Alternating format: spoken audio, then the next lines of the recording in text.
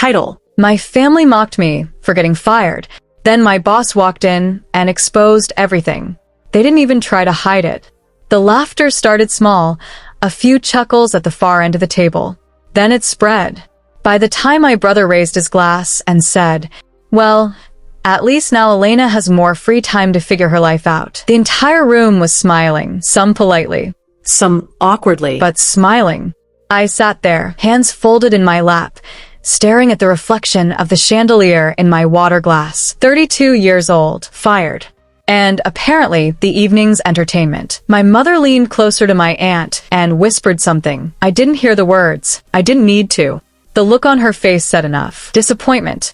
Again. "Don't take it too hard," my older sister, Vanessa, added, her voice dripping with that soft, fake kindness she had perfected over the years. Corporate jobs aren't for everyone. A few nods around the table. Agreement. Validation. Judgment dressed up as concern. I smiled. Not because I found anything funny, but because I knew something they didn't. And for the first time in my life, I didn't feel the need to explain myself. 6 hours earlier, I had stood in front of my apartment mirror, adjusting the sleeve of a blazer I wasn't even sure I deserved to wear anymore. Fired. The words still sounded strange. Sharp. Final. My phone buzzed on the kitchen counter. A message. Unknown number. I didn't need to open it to know who it was. Still, I did. tonight. Be there. And don't say anything yet. No name. No signature. But I recognized the tone. Calm. Controlled. Precise. Just like him. I stared at the message for a long moment, then locked my phone and slipped it into my purse. Tonight wasn't going to be easy, but it was going to be necessary. The restaurant was exactly what you'd expect for a celebration my family hosted. Private dining room. Floor-to-ceiling windows.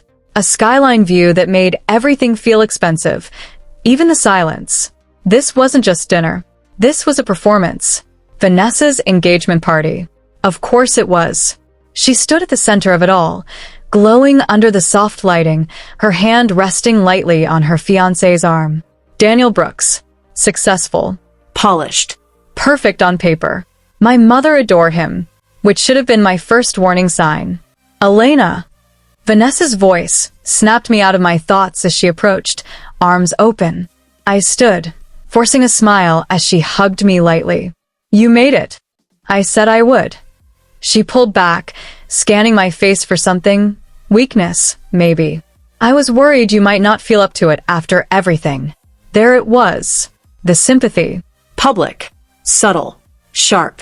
"I'm fine," I said simply. Her fiancé stepped forward. "Good to see you, Elena."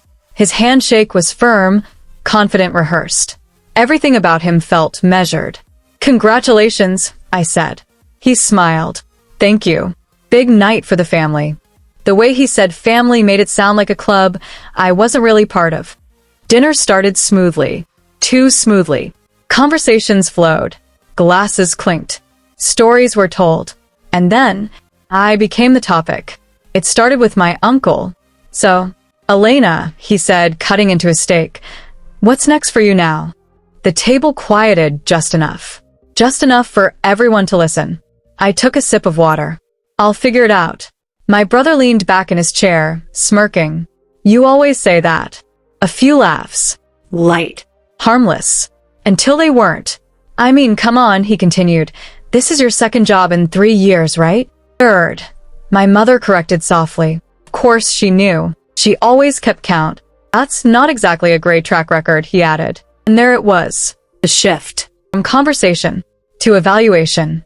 Vanessa sighed lightly, as if she hated where this was going, but not enough to stop it. "Let's not do this tonight," she said.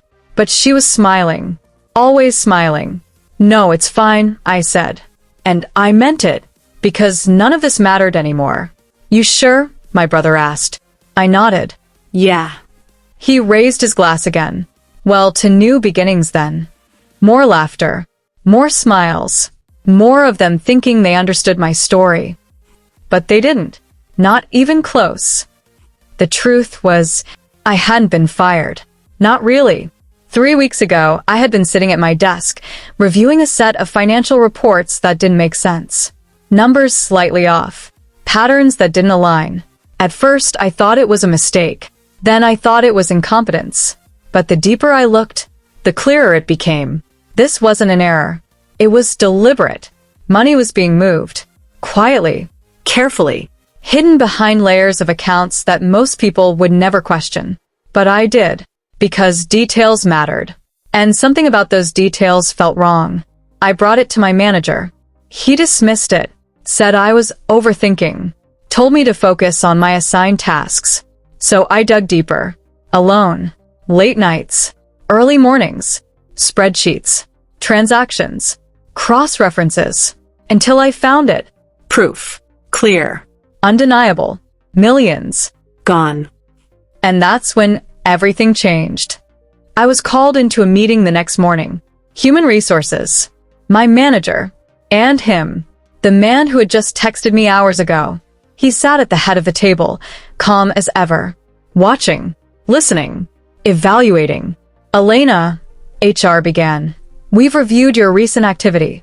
And just like that, my termination process started. On paper. Official. Clean. Immediate.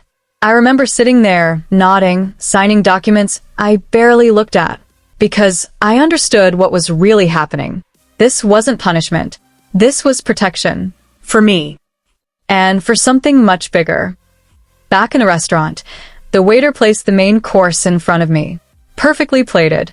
Untouched. Across the table, my mother leaned in again. You should consider something more stable this time, she said quietly. Something realistic. I met her eyes. For a moment, I almost said it. Almost told her everything. But then I remembered the message. Don't say anything yet. So I didn't. I just nodded and stayed silent. Because the truth was about to walk through that door. The first sign was the silence. Not complete silence. Just that subtle shift in the room. The kind where conversations don't stop. They pause. Like something invisible just entered. The door opened behind me. I didn't turn immediately. I didn't need to. I already knew. Footsteps. Measured. Unhurried. Each one landing with quiet authority against the polished floor.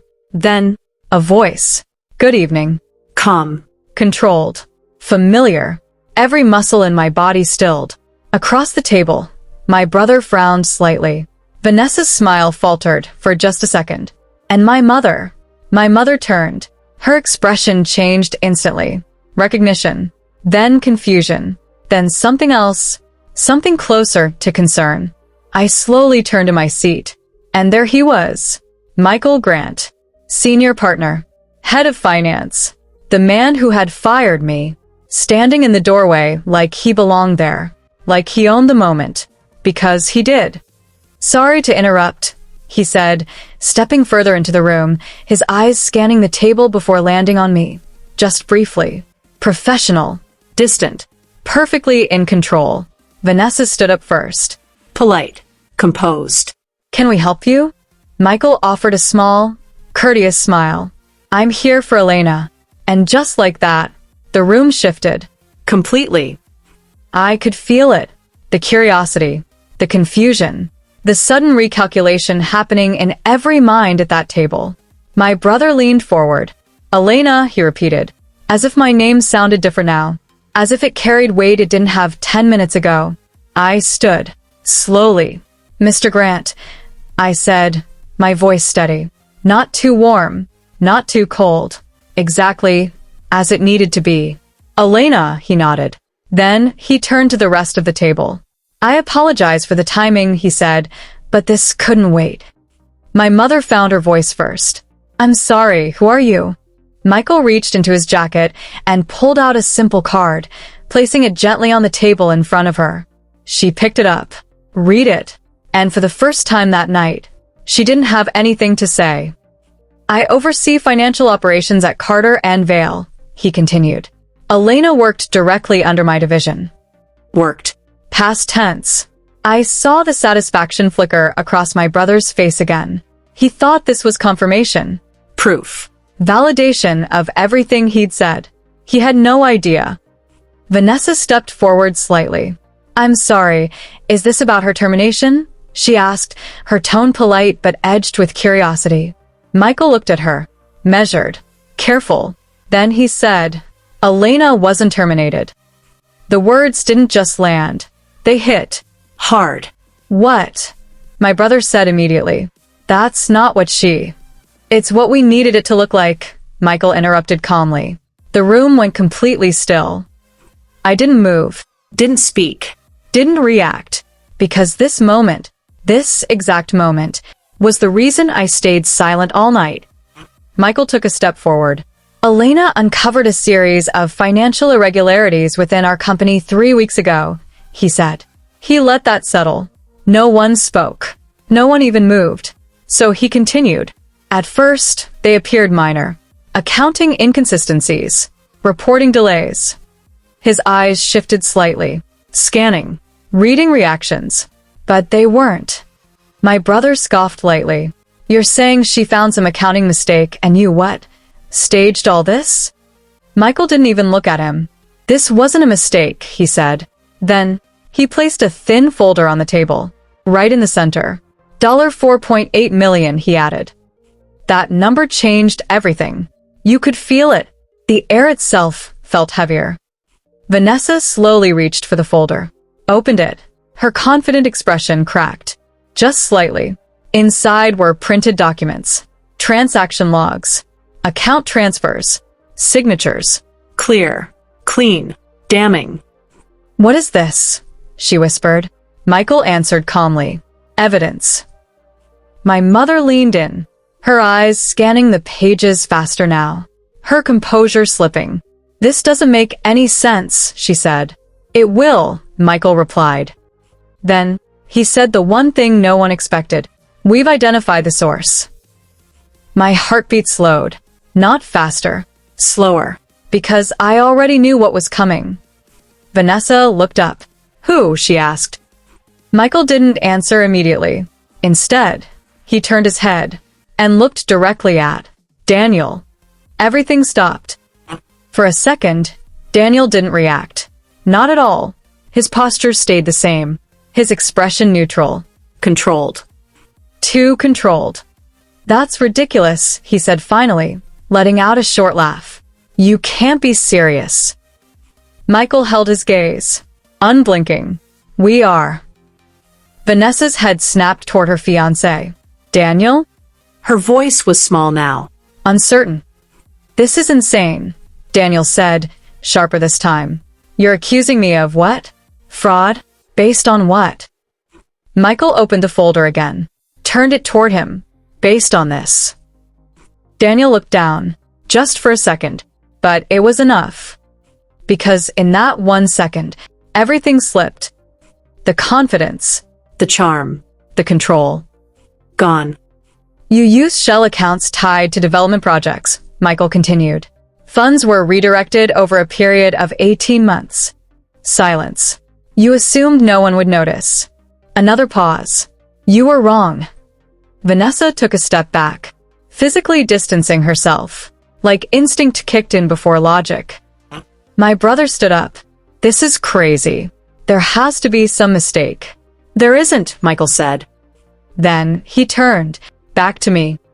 Elena was the only one who noticed the pattern, he said. The only one who followed it through. Every eye in the room shifted. To me. The same people who had been laughing, mocking, judging, now staring, trying to reconcile the version of me they believed, with the reality standing in front of them. She wasn't fired, Michael said clearly. She was protected. My mother sat down slowly, like her legs couldn't hold her anymore. Vanessa looked at me, really looked at me, for the first time in years. Why didn't you say anything? She asked. I held her gaze. Calm. Steady. Would you have believed me? I asked. She didn't answer, because she couldn't. Behind her, Daniel grabbed his jacket. Fast. Too fast. I'm done with this, he muttered.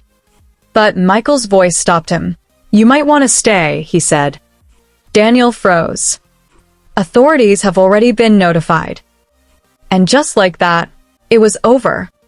Not loudly, not dramatically, but completely.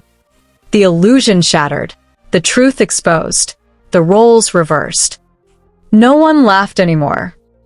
I picked up my purse, smoothed my sleeve, and stood there for a moment, looking at all of them. My brother, Silent.